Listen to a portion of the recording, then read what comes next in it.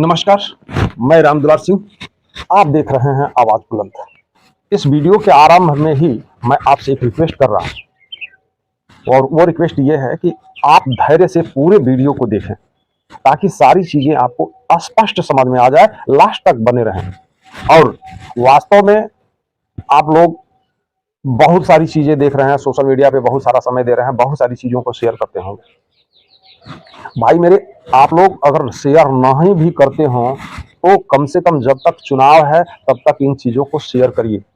अपने लोगों को शेयर करके फोन करके बताइए कि सच्चाई देखना है तो ये देखो भैया, अगर यदि इस चुनाव में किसी भी तरह की चूक हुई तो आने वाली आपकी हजारों पीढ़ियां गुलाम बन जाएंगी, जो लोग कह रहे हैं।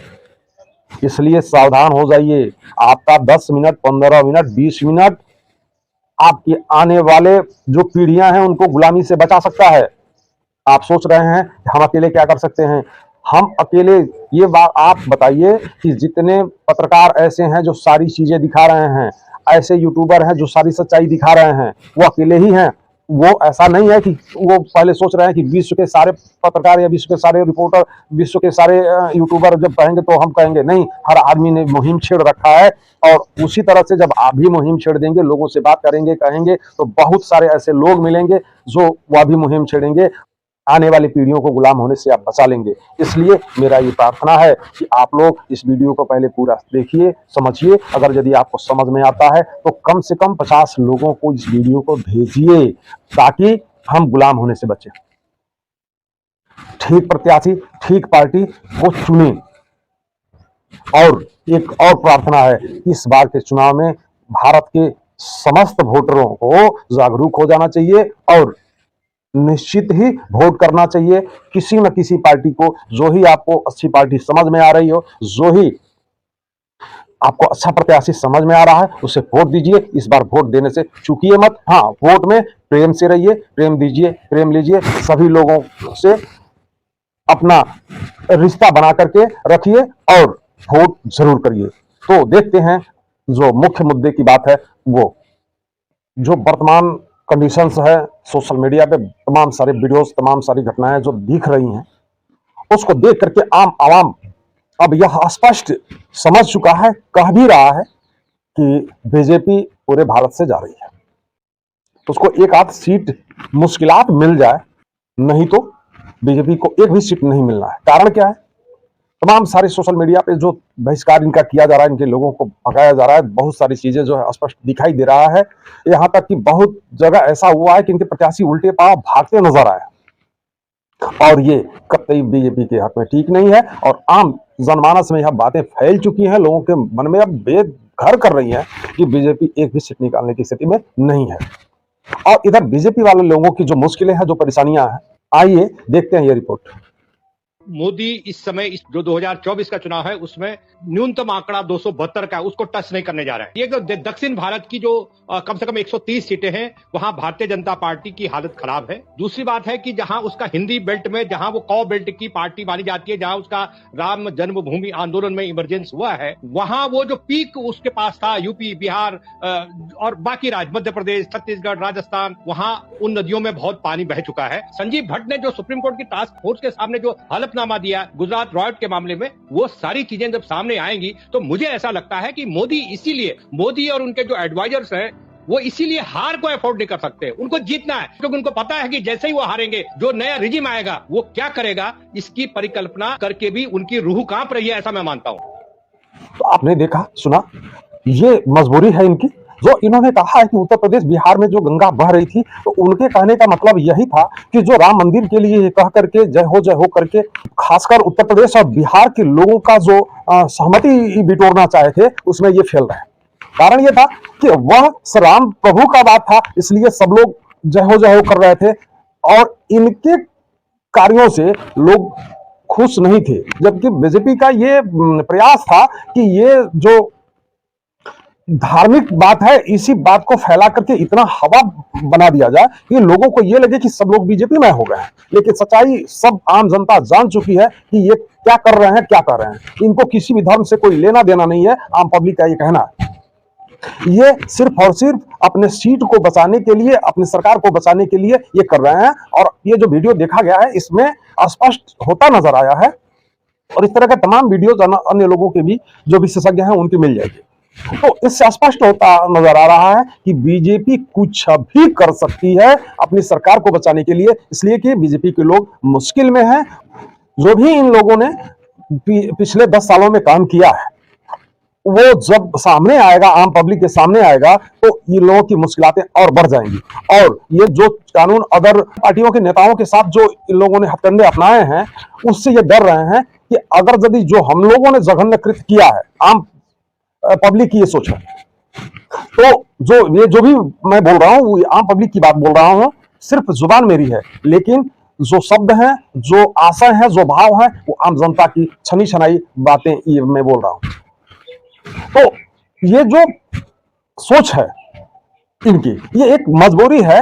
और किसी भी स्तर पर जाकर के ये जैसे आदमी का जीवन संकट में पड़ता है तो जीवन की रक्षा करने के लिए कुछ भी करने को तैयार होता है, वह कंडीशन आज बीजेपी के सामने है। ये आम जनता समझ चुकी है, ये कह रही है, इसलिए ये किसी भी स्तर तक जा सकते हैं। पिछले 10 सालों में इन्होंने कुछ नहीं किया और चुनाव एकदम नजदीक आया, आनन फानन में इन्होंने किया। कारण क्या है कि इनके पास जो आरएसएस है, आरएसएस के पास जो गांव-गांव तक लोग हैं और उनके माध्यम से जो वो जानकारी इकट्ठा किए हैं, उनको ये पता चल गया है कि इस बार चुनाव में एक भी सीट बीजेपी नहीं निकाल रही है। और इसलिए ये प्रोपेगेंडा फैलाया गया है कि अगर यदि हम लोग इस तरह से काम नहीं किए और आम जनता को किसी भी तरह से अपने पक्ष में नहीं लिए तो फिर मुश्किलात बढ़ जाएंगी।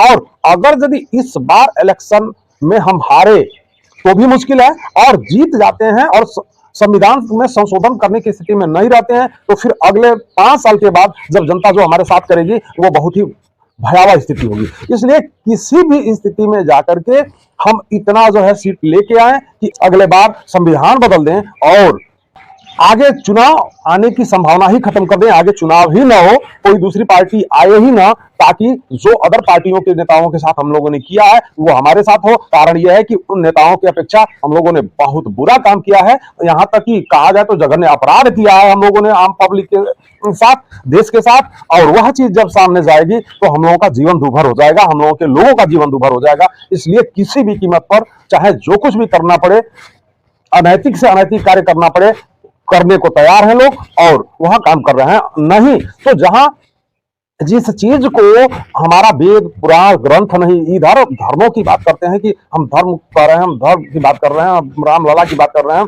उसी धर्म ग्रंथों में ये कहा गया है, उसी से राम प्रभु की बात है कि जब वो यज्ञ करा रहे थे और जब सीता मैया नहीं थी तो बगल में सीता मैया का मूर्ति रखा गया था और उसके बाद से जो यज्ञ कराए थे। लेकिन यहाँ क्या हुआ, एक ही साथ यहाँ कहते हैं कि हम औरतों का सम्मान करते हैं, सशक्त कर रहे हैं, मजबूत कर रहे हैं। क्या यही मजबूती है? एक काम में दो महिलाओं का किस तरह से तिरस्कार किया गया, किस तरह से अपमान किया गया, आप समझ सकते हैं। इनकी पत्नी के रहते हुए ये उस पूजन में जो है उनको शामिल नहीं किए। और इधर सीता मैया का भी अपमान इन्होंने किया, श्री राम प्रभु की अकेली मूर्ति इन्होंने लगा दिया। कहीं भी आप लोग देखे होंगे तो हनुमान जी, लखनलाल जी और सीता मैया ये सब लोग एक साथ दिखते हैं। लेकिन बात वही है कि जो आम जनता के दिमाग में ये चल रहा था कि आखिरकार क्या बात है, क्या इनकी मजबूरी रही कि आनन फानन में मात्र श्री राम प्रभु का ही मूर्ति तैयार हो पाया और उसी को जो है इन्होंने प्राण प्रतिष्ठा करा दिया उसी मूर्ति का। लेकिन जो विशेषज्ञ लोग हैं, जो फील्ड की सारी जानकारियां रखते हैं, जो कानून की जानकारियां रखते हैं, जो इनके किए गए कार्यों की जानकारियां रखते हैं, जब सारी चीज़ों का मंथन करके सामने लाए हैं सोशल मीडिया पे, तब आम जनता यह समझने लगी है कि ये हमारे धर्म का भी इन्होंने जो है नाश किया, अपमान किया, और जो हमारे धार्मिक जो भावनाएं थी, लोगों की विचार थी, उसको भी का भी इन्होंने नाश किया। यहाँ तक कि जो हमारे 4 स्तंभ हैं धर्म के जो वर्तमान में हैं, उन चारों लोगों को इन्होंने नहीं बुलाया, ना उनकी विचार का और ना उनकी बातों का ध्यान रखा, ना मान रखा, उनको भी अपमानित किया इन्होंने। और ये कह रहे हैं कि हम बहुत बड़े धर्मात्मा हैं, धर्मवादी हैं। ये अपना गला फांसी के फंदे से बचाने के लिए इन लोगों ने कुछ भी करना उचित समझा। हमारी सीता मैया का भी अपमान हुआ, श्री राम प्रभु और सीता मैया को इन लोगों ने अलग अलग कर दिया अपने सिर्फ सत्ता को बचाने के लिए। जो व्यक्ति इस स्तर तक जा सकता है, जनता की जो भावनाएं हैं जो जनता की सोच है उसके साथ इतना बड़ा साजिश, इतना बड़ा खेल। आम जनता हतप्रभ रह गई है इन सारी चीज़ों को। ये तरह के जो वीडियो सामने आए हैं और जो सारी चीज़ें उजागर हुई है, तो यह जान लीजिए कि आम जनता में वह आक्रोश इस समय देखा जा सकता है, जानने सुनने को मिल रहा है कि जो इनका नाम लेना भी अब पसंद नहीं कर रहे हैं। बगैर गाली के लोग बात नहीं निकाल रहे हैं। और वह वीडियो जो मोदी जी द्वारा लाया गया था कि जब मेरे मरे हुए माँ बाप को लोग गाली देने लगे तब समझिए 400, तो ये बात अब समझ में आ रही है कि उन्होंने क्यों इस बात को कहा था। कारण ये था कि उनको पता चल गया था कि सारे विशेषज्ञ लग चुके हैं। 10 साल जो इन लोगों ने काम किया है वो सारी चीज़ें सामने आने वाली हैं, सोशल मीडिया पे आने वाली हैं। जो मंशा इन लोगों ने की थी वो सब जग जाहिर होने वाली है। वो जान रहे थे कि जब ऐसा होगा तो लोग भर भर के गालियाँ देंगे, इसलिए वो उस समय भी लोगों की आंख और कान में पहले ही धूल झोंक देना चाह रहे थे कि हम ये बोल चुके रहेंगे तो लोगों की सिंपैथी मिल जाएगी। वो तो मोदी जी कह रहे थे आते जाते में उन सब चीज़ों को निकाल देंगे और लोग वोट हमें दे देंगे, हमारी सरकार बन जाएगी। लेकिन आम जनता ये कह रही है कि ये चाल इनकी हम लोग समझ चुके हैं और हरगिज इस भुलावे बहकावे में हम नहीं आने वाले। जिस धर्म की बात करके ये आगे आए उसी को रौंद दिया इन्होंने, उसका इतना बड़ा अपमान कर दिया, तो फिर ये क्या करेंगे? ये कभी भी किसी के साथ भी कुछ भी कर सकते हैं। आज जो संविधान की इतनी पवित्र ये कर रहे हैं, उसका पूजा किया जाना चाहिए, ये है वो है, बहुत सारी चीज़ें। इसके पहले तो ये नहीं बोले थे और ना ही कहीं पूजा किए थे। क्या पिछले 10 सालों में इनको मौका ही नहीं मिला था पूजा करने की? लेकिन ये किस तरह से माया फैला रहे हैं ये आम जनता सोच रही है, देख रही है। और जब देश का सर्वोच्च पद पर जो पदासीन महिला हैं, अगर महिला का सम्मान अगर ही होना था तो वह पूजन उन महिला के द्वारा क्यों नहीं कराया गया? क्या वो आदिवासी थी इसलिए? इधर तो पिछड़े और तमाम सारी बातें, अल्पसंख्यक, जनजाति, आदिवासियों की बात की जा रही है कि हम बहुत प्रतिष्ठा दे रहे हैं, बहुत कुछ कर रहे हैं। तो सिर्फ मोदी जी ही क्यों वहां उस मूर्ति का प्राण प्रतिष्ठा कराए? मुख्य जजमान क्यों वही बने? देश के सर्वोच्च पद पर जो व्यक्ति पदासीन था उनको क्यों नहीं बैठाया? तो एक तो वहां तीसरी महिला वो भी है जो भारत की प्रथम नागरिक हैं, उनका भी तिरस्कार करने का काम किया गया। और दूसरी बात, जब इनकी पत्नी थी तो इनकी पत्नी को वहां बैठना चाहिए था, नहीं बैठी। किसी भी आपातकाल में तो क्यों नहीं बगल में उनकी कोई मूर्ति बनाई गई, कोई प्रतिमा लगाई गई और तब जाकर के ये बैठे? और ये आम जनता कह रही है कि किसी भी हद तक इनको धर्म का अपमान करने में कोई परहेज नहीं है, इसलिए कि धर्म से कुछ भी इनको लेना देना नहीं है। ये सिर्फ धर्म को अपना ब्रह्मास्त्र बना करके चला रहे हैं ताकि सरकार हमारी बनी रहे, हमारा सत्ता बच जाए। इसके अलावा इनको कोई धर्म से लेना देना नहीं है। आम जनता की ये सोच।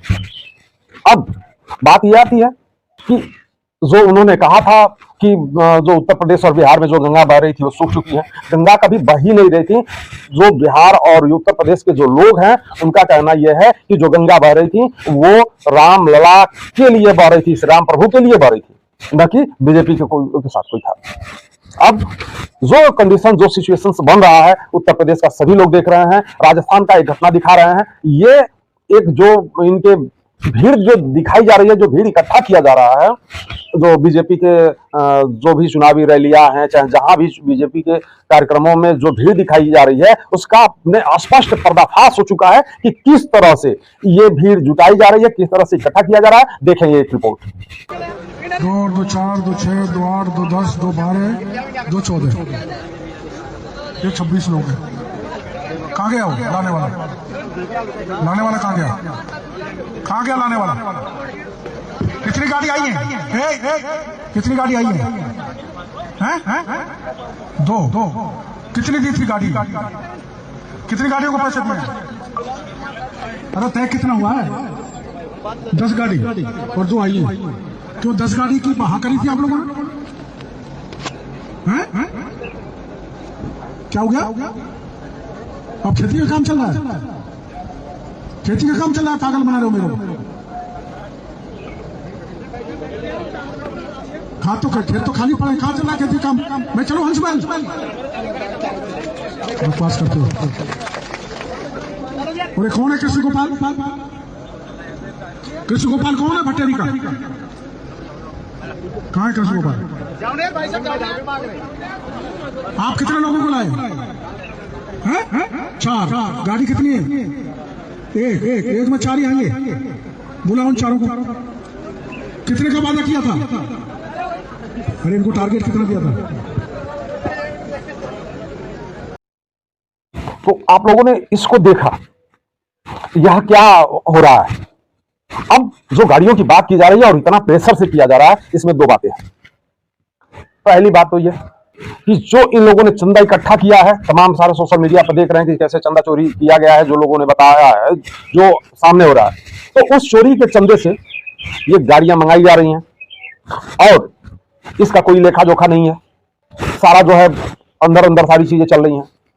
दूसरी कि वहां के जो लोग होंगे, व्यवसायी लोग होंगे, ठेकेदार होंगे, जो कुछ भी होंगे, उनसे कहा जाए कि नहीं तुम गाड़ी को इतना मैनेज करो। तो कोई गाड़ी अगर मैनेज करेगा तो वैसे तो करेगा नहीं कि घर से सारा व्यवस्था करके और मैनेज कर दिया। उसको कहीं ना कहीं सत्ता से लाभ होगा तो करेगा, नहीं था नहीं करेगा। तो ये खेल चल रहा है और इस वजह से जहां भी भीड़ दिखाई जा रही है, ये भीड़ें दिखाई जा रही है। ये सारी चीजें आम जनता बोल रही है और आम जनता समझ चुकी है और ये बीजेपी के हक में किसी भी स्थिति में ठीक नहीं है। नमस्कार, जय हिंद, जय भारत, जय जवान, जय किसान।